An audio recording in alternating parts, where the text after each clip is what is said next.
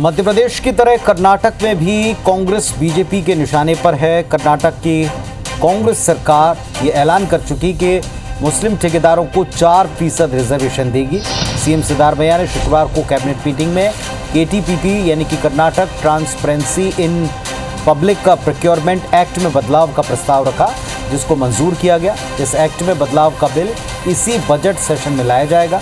Bill पारित हो जाने के बाद कर्नाटक में सरकारी टेंडर में मुस्लिमों को 4% आरक्षण देने का रास्ता साफ हो जाएगा। कांग्रेस सरकार के इस फैसले पर राजनीतिक घमासान मच गया।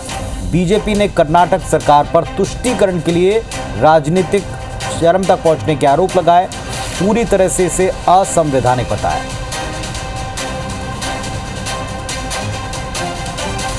कर्नाटका सरकार ने अपने बजट में मुसलमानों के लिए 4% आरक्षण की घोषणा की है।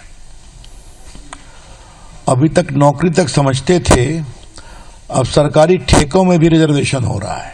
कम्युनल पॉलिटिक्स और वोट बैंक पॉलिटिक्स को एक नया आयाम दिया जा रहा है।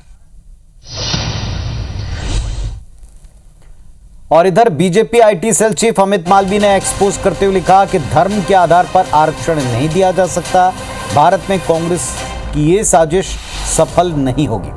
सिद्धारमैया सरकार मनमोहन सरकार की नीति पर काम कर रही। 9 दिसंबर 2006 को पूर्व प्रधानमंत्री डॉक्टर मनमोहन सिंह ने जो कहा था, ये काफ़ी ज़्यादा कांग्रेस के सामने सवाल उठाता रहा कि देश के संसाधनों पर पहला अधिकार अल्पसंख्यकों, आदिवासियों, महिलाओं और पिछड़ों का होना चाहिए।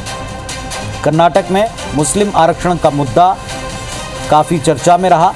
विधानसभा चुनाव में कांग्रेस ने अपने मैनिफेस्टो में इसका जिक्र किया और ऐसे में सिद्धारमैया सरकार के इस कदम के बाद अब सियासी घमासान और तेज होगा, ये तय है।